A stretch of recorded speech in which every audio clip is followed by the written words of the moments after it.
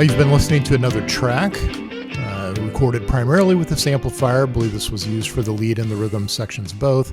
These are the only two tracks that I have with this amplifier. So now you've heard it all if you're following along. And if you haven't, make sure you check out the first video to start to work on this with the replacing the filter caps and whatnot. So what I want to show you here is something that I dug up in this amp as I begin to work on it. And if you look right in the center of the screen here, you'll see that there is two wires, and you'll see me point to it here. And there's a little solder blob in there. And yeah, that thing's been living there for 53 years. It is stuck and actually embedded into the insulation of the wire. You can see that it's not very big. And this kind of stuff amazes me. And there have been this certainly wouldn't be the first amp that's had a solder ball in it, or some loose thing or something else that could have caused reliability problems. And so as I dig this apart here, you'll see another little piece of solder down in here. And so get in here and dig this out. And whenever you're in an amp like this, it's always a good idea to keep your eyes open. One of the being taught how to troubleshoot electronic circuits, the number one first thing you do before you test a resistor or do anything is look at the circuit. And 9 times out of 10, whatever has failed in the circuit will leave some kind of physical evidence, and that includes anything from a smell. You can see where heat has been in the board, or you can see where liquid is leaked or capacitors blown apart. It could be just anything. So you'd really have to keep your eyes open and your nose and everything else. And sometimes you can even hear things that are wrong with circuits. So now I have to tell you, I apologize. I promised everybody that we would move into the power supply board in the last video, and that just hasn't happened. This amp is starting to grow some legs, and this project is getting to be a little different than I thought it would be from the beginning. So what I really want to do is go through this, the whole entire amp, and notice where everything that needs to be changed. So I'm going to go through here and just probe for to see if I'm getting resistance or things that look like capacitors are working, and go here and jot it down on the schematic and take a note of everything. So I was really surprised that the carbon resistors had changed value as much as they had. And as I thought about it, it really behooved me to go through the amp and make sure that especially the critical parts of the amp were working at spec. So that's what I'm going to do here. I'll talk through some of this and probably be quiet through some of it, but recorded the whole thing. I believe this video is about an hour long. So you can see me walk through what I'm doing here. I will jot these values down on the schematic, and will generally show the value, where the component is or what the component is. Write the value down in case you're ever in troubleshooting your amp or need some kind of reference. Then this is what this video is for, to kind of document this. And out of this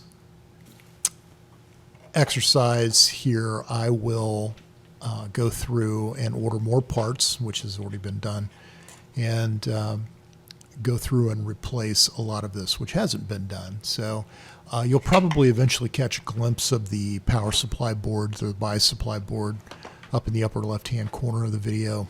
And that work has already been done, and so that's why that video should have came next. But I really needed to get through this whole thing and try to get this all done in one fell swoop. So this amp is going to turn into a major project, taking it back to its factory origins and trying to get 6L6s back in it and new tubes and get it running the way it should be. So the track you heard at the beginning of the video is obviously proof positive that this was an awesome sounding amp, and I'm just really scared to death that I'm gonna screw it up. So in some way, I don't know. I fear that it may get the 6550s put back in it. I love the way this amplifier sounds. My hope is that it sounds better after I'm done with it, and is more. I guess I have more confidence in it that it will run the way it's supposed to. I've been a little hesitant, especially as the amp ages, to leave it on for longer periods of time or actually use it. So it has needed this work for a long time, and so that's what we're doing. So here's a 100K resistor in the preamp section, 114.1, so that's way out of spec. So I think these are 10%, I believe. No, I'm sorry. Voltages read to ground. Voltages, values shown, are plus or minus 20%. That's for voltages. All resistors, half watt, 10% tolerance. And so for a 100K resistor, it shouldn't read any higher than 110. So, or lower than 90. So, so that one will get replaced along with many others through here. So I'll kind of work through the circuit here and be quiet for a little bit and just kind of let you observe if you want to see. There are probably a couple places here that I'll chime in. One of the things that is difficult, that makes it difficult to work on this amplifier, is not having an actual component layout. There is a layout, and you'll see me refer to that, and it's almost like detective work by using both of these things. Here I have the layout here. By using both of these things, you can try to make know for sure what component is what. So you'll see this when we get into the power amp section. There are two resistors that go to the two tubes. There is a way to know which one is which, and we'll work through that. So, but for now, I'm going to go through here and just kind of keep probing around and testing things and see where this is. You'll either be able to read the values as I write them on the drawing, or you'll be able, or I will put them on the screen if they're illegible.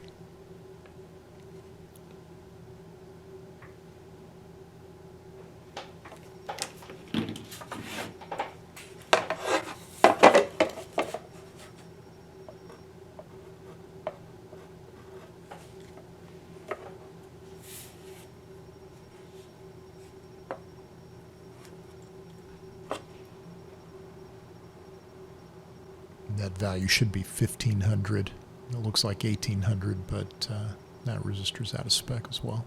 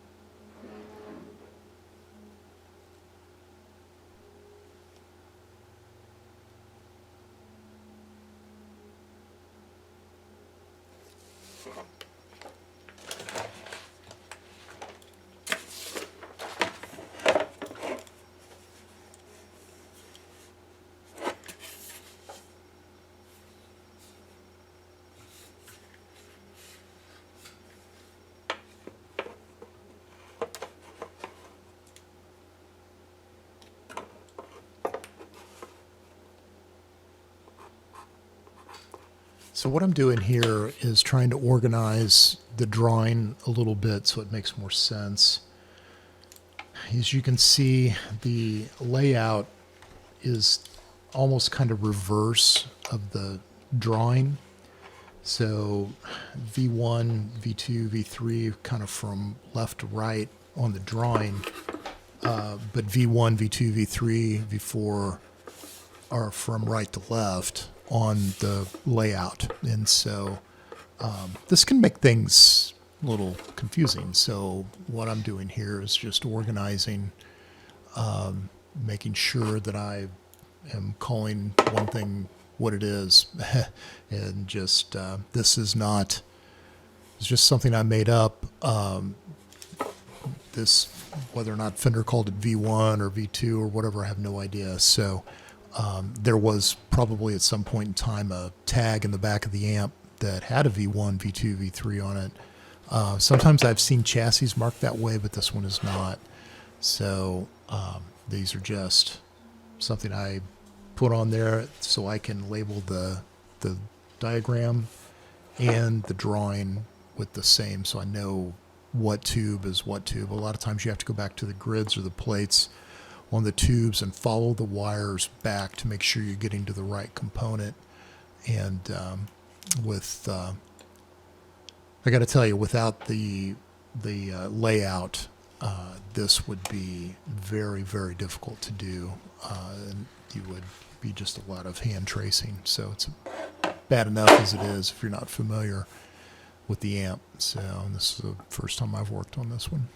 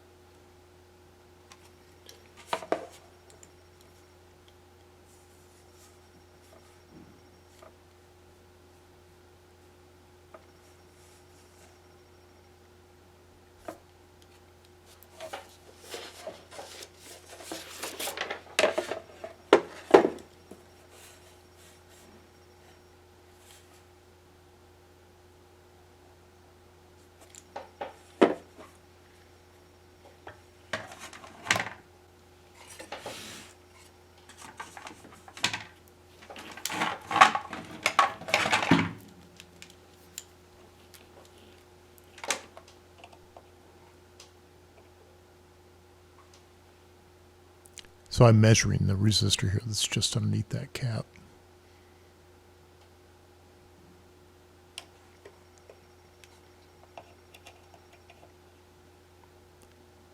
And the reason why I reverse my leads here is to observe the capacitance that's in parallel with that resistor. I want to see if that capacitor actually looks like it's charging and discharging.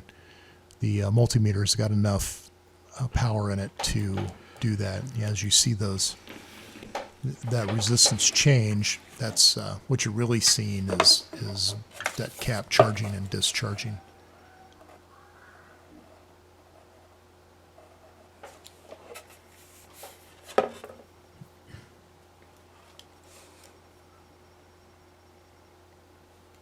That cap will eventually get replaced, so regardless if it's any good or not, I'm just kind of curious I do believe I'm going to order a capacitor tester, and we'll eventually go through all these caps that I pull out of here and see what kind of condition they're in after 53 years. I'd like to be able to test the ESR and and the capacitance values on them.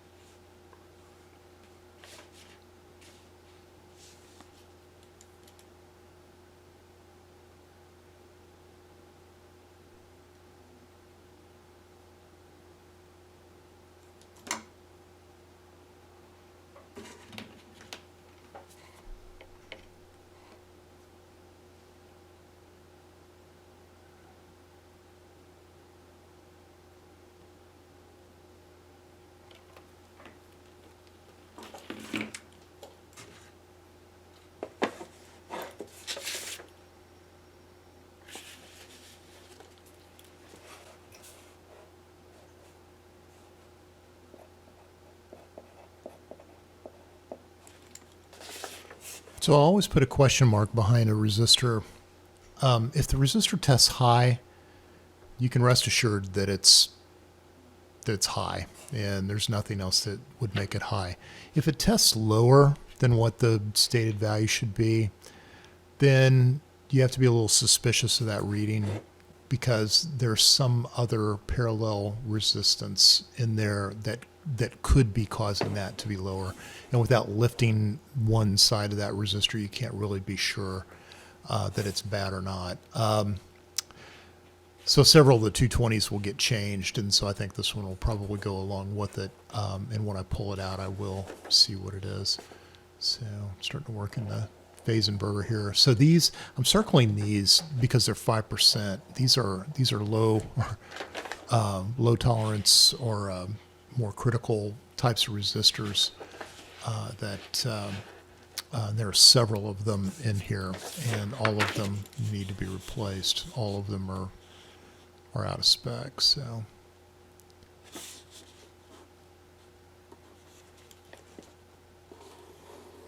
those are the ones I just circled on the schematic.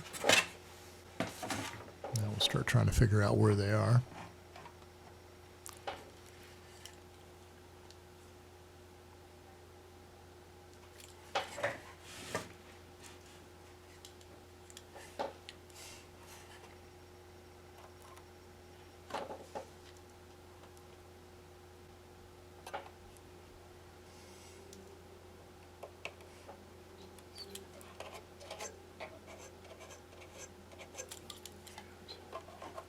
So I'm trying to rub like any oxidation or dust and dirt off of these resistors to make sure the colors are hard to read over time, but I do believe those are the 100Ks I'm looking for.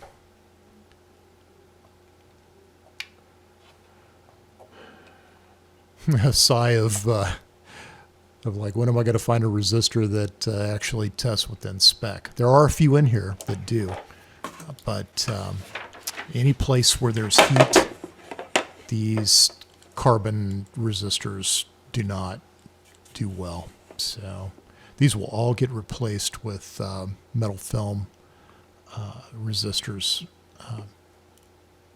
There are two types, metal oxide and metal film. Metal film is better.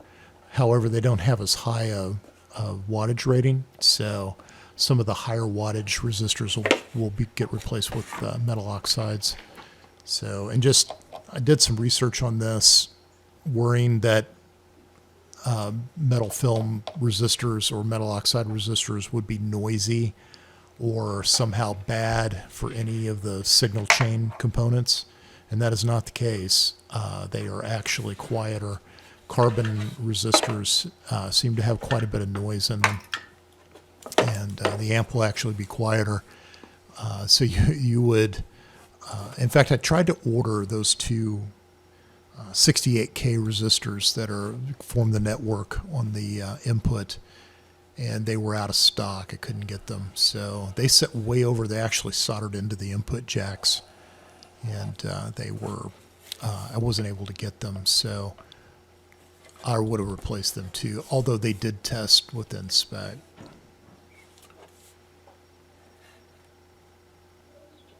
If you look at some of the amps that are made by the boutique makers, they all use metal film and metal oxide resistors in them. There are no carbon resistors in them at all, or at least any that I've seen. So if you have seen something different, please leave a comment down below and let me know.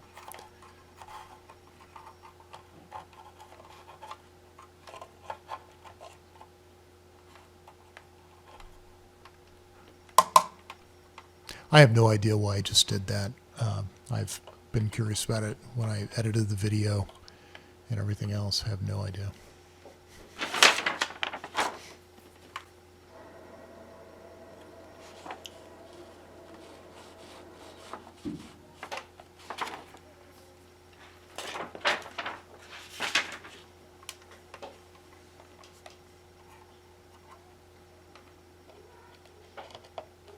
Checking continuity here to see if that really goes where we think it goes. There There are occasionally circuit changes in these amplifiers. There are a couple of instances that this amplifier has a couple components in it that are not on the drawing, that are, I think, leftovers from the 864 circuit, which is the blackface circuit. So this was a transitional circuit out of the blackface era. It shares a lot of the same components, but some of them are different. And they actually were, to hear people, what they've written about it and how they talk about it, that some of these were improvements, that actually were improvements. So those two resistors right there, though, a lot of people clip out of this circuit. Mine will stay in until I find a better reason to take them out. But they'll stay in for the time being.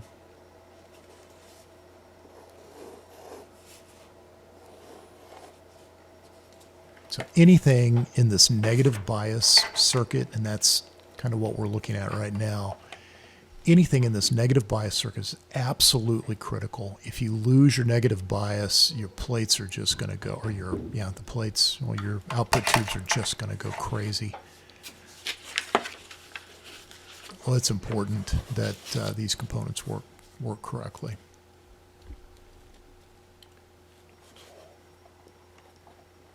And you can see up in that upper left-hand corner that the bias supply board's already had the cap replaced in it. And it was really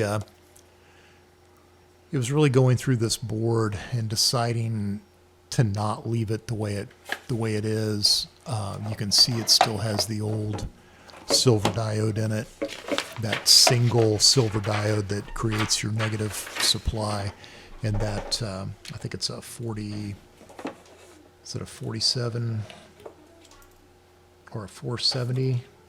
It's a 470, I think. 470 ohm resistor up there has changed values as well. So that board has come back out, and there's been a significant amount of work done to it since then, which will be documented in a later video.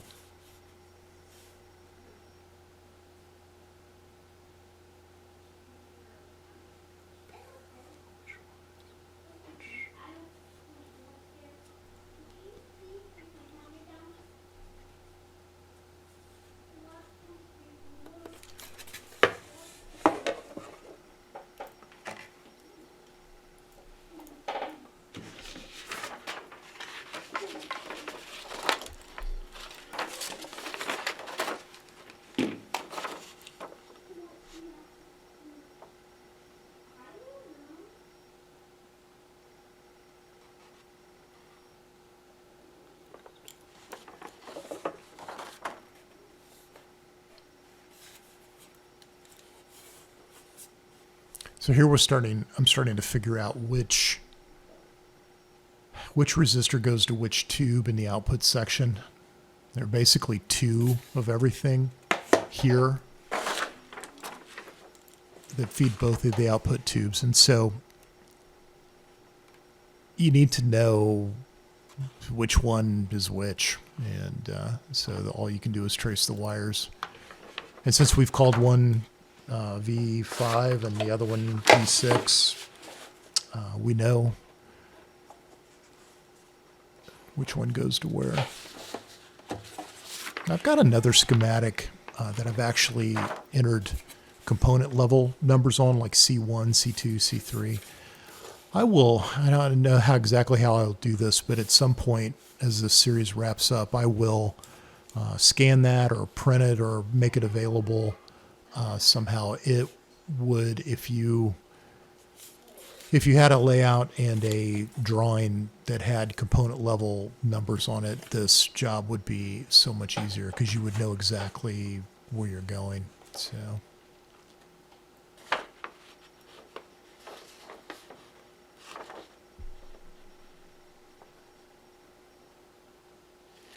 but honestly, sometimes I wonder, I think we're probably lucky to have the diagrams that we have from the 60s. The documentation was pretty sparse. I think I don't know. People learned how to build tube amplifiers in their spare time, I feel like, and could just put one of these things together because everybody had a tube radio and a tube TV and a tube amplifier and a tube everything, and so people just knew how they worked.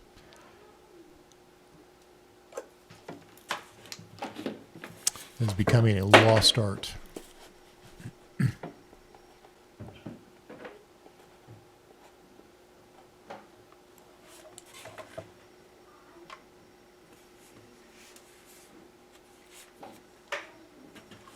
It should have been a 220, and it's at 256, so way out of spec. It is interesting to me that all these test higher.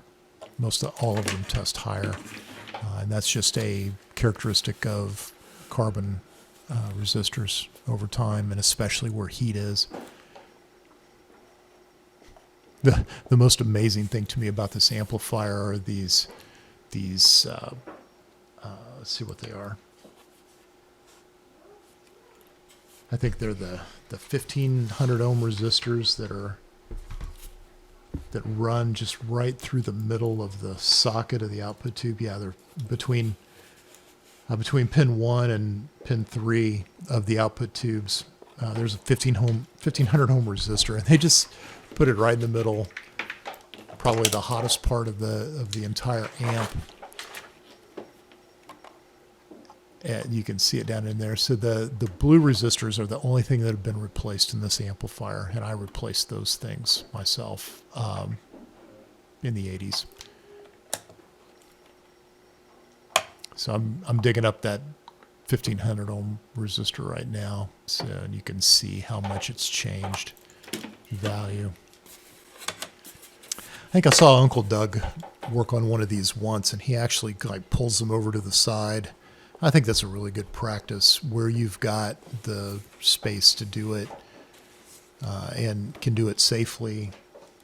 Like if you get something hanging too far out there and the amp has a hard hit or a drop, then the resistor could bend down. So anytime you have a lot of leads laying around, you should probably insulate the leads.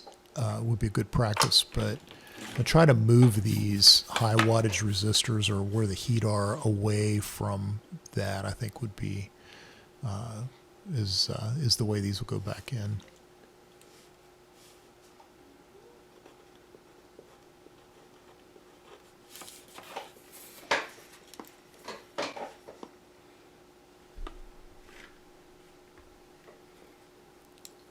I've really struggled to whether to replace these blue molded caps in this amp. A lot of that is in the signal path, and those caps rarely go bad, but they could go bad, and you really don't know until you take them out and test them. And that's even more work than I'm doing here. So I've got to think my biggest problem is that I don't have the equipment that I need to test them with. So what I want to do is, and I think what I'm going to do is get most of the resistor components and a few of the capacitors changed. Like the cathode bypass caps, all those are going to change. They just should be after the age that this amp is. But leave the blue molded caps in, and just to the left of my meter there, you see those 3 Tootsie Roll caps. And half of the people say that these things are terrible and ruin your tone, and other people say that you can't tell the difference, and then another third of the people say that they actually enhance the tone. And so what's really important, if the amp sounds good, is to leave it alone. What I want to do is get the resistive components fixed and what capacitors need to be changed. And then go into the amp, and I'll eventually go into it with an oscilloscope and look for DC leakage across these caps. And it's a fairly easy measurement to look at, and something I think will be fun. I've got an oscilloscope that I bought when I was a kid that will work perfectly for this. And I will dig that thing out and we'll run through this amp and check it out. So, and if those caps prove leaky, then I'll change them.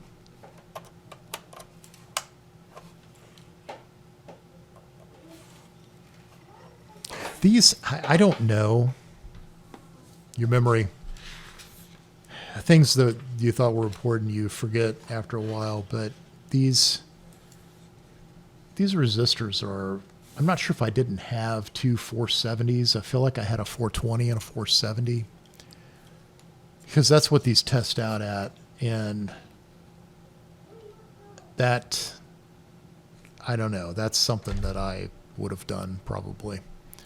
If I had that, it's like, yeah, it's close enough. So those will both get replaced.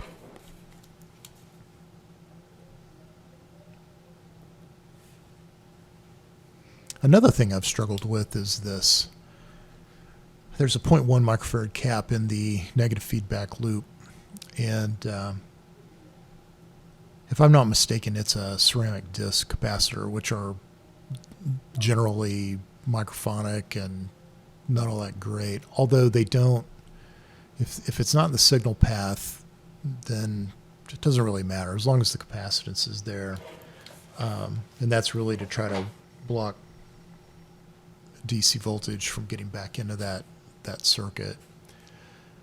So I ordered a couple of different kinds of caps, and I don't know if it'll have an effect on the tone of the amp or not, but I thought it might be a nice experiment to order some different things. So you'll see when these parts all get unboxed that there's a few different kinds.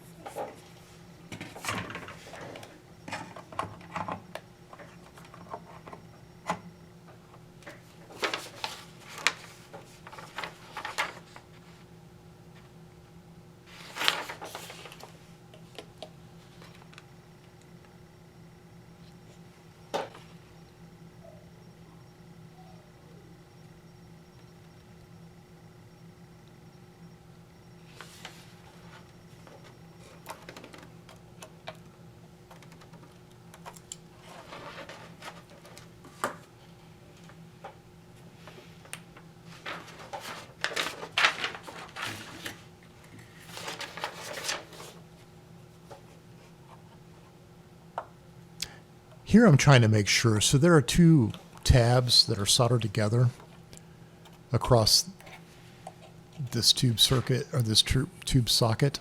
Sorry. And I'm kind of going to reach down in there and make sure that those are actually still stuck together.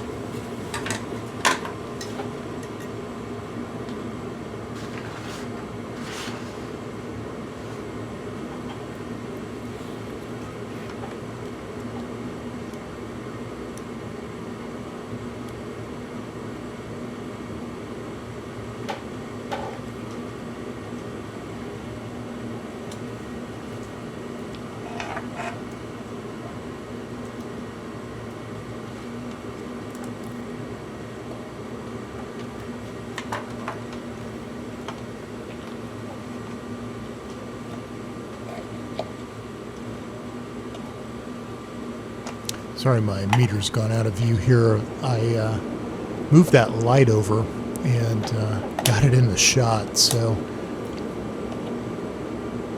going to be stuck on this overhead shot here for a little bit, and my meter's actually underneath that light, but you can see as I write it on the diagram here.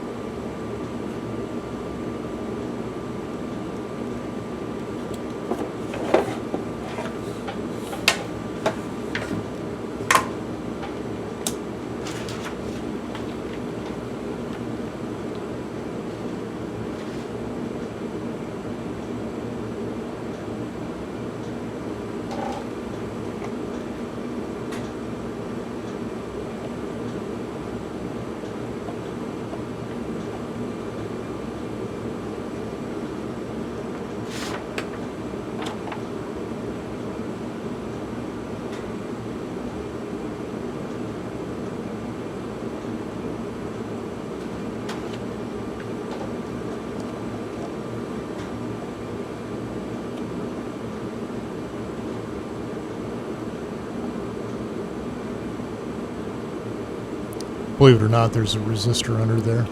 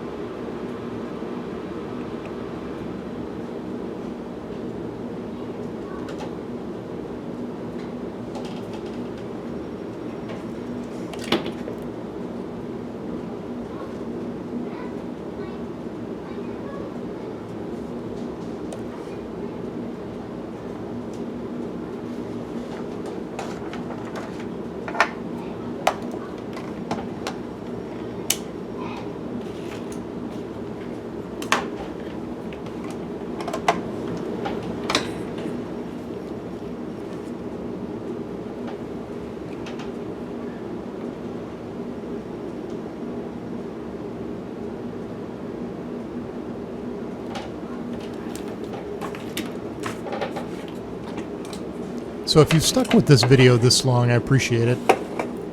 I'm curious. I really would like to have your feedback, good or bad. If, like, watching somebody work through this circuit in real time, I think it'd probably be less boring if I talked to myself during these things instead of doing a voiceover. But For me, I'm not sure I would concentrate on the task at hand as well. So, but I'm willing to try that in the next few videos or so.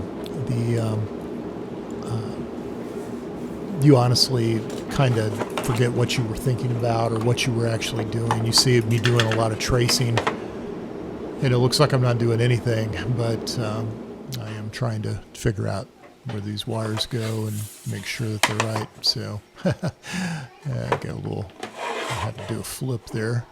So you can zoom in on this and kind of get a look at my values, although there's a few that I've missed here, and I'm going to go back and get them here in just a second, especially down in that normal channel.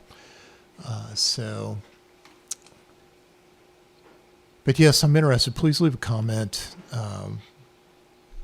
This video is not really, this whole series is not really made for entertainment value. It's made to just document how the amp's repaired and kind of what I'm doing along the way. And kind of wanted to leave it in there, warts and all, honestly, so you can see where you get stuck. You have to work through problems and figure things out. So this whole circuit right here, this whole negative bias piece, none of these resistors, there's a lot of parallel resistance going on here, and so none of these resistors really could get a good, there are a couple of them that do, but most of them were questionable. So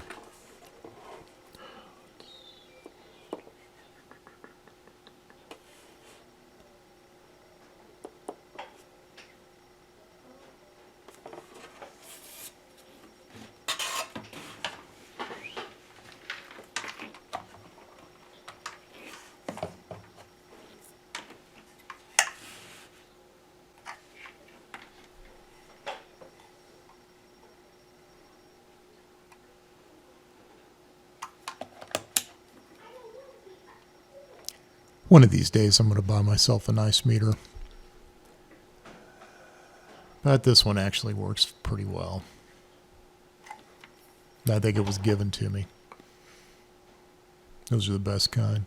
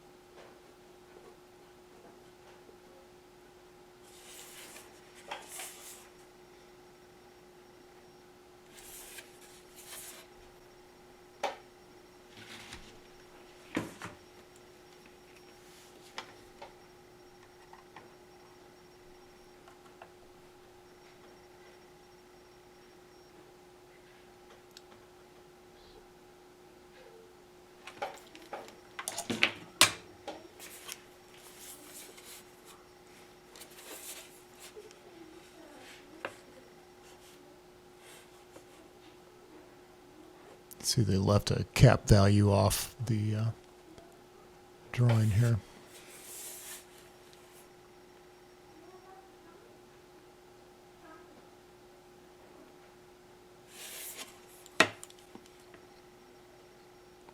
That is the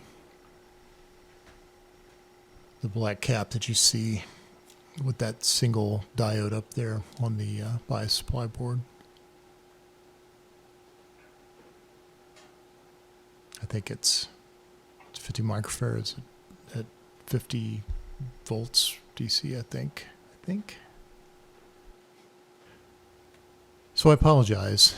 Putting this together apparently ran out. I'd forgotten to go through the normal channel. So the PDFs I eventually put up will have the information from the testing and the values and things like that entered in on it from the normal channel, but I don't have video of that. So it's probably a good thing. It probably would have been 2 hours long. So anyway, take care. I appreciate you watching, and please leave any comments or thoughts below. Have a great time.